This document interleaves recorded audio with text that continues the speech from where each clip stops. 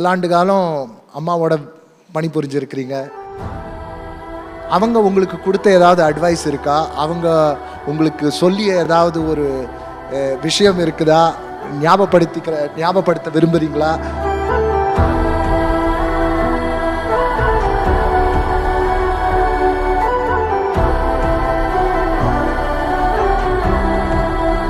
இப்போ எங்ககிட்ட பகிர்ந்துக்க விரும்புறீங்களா?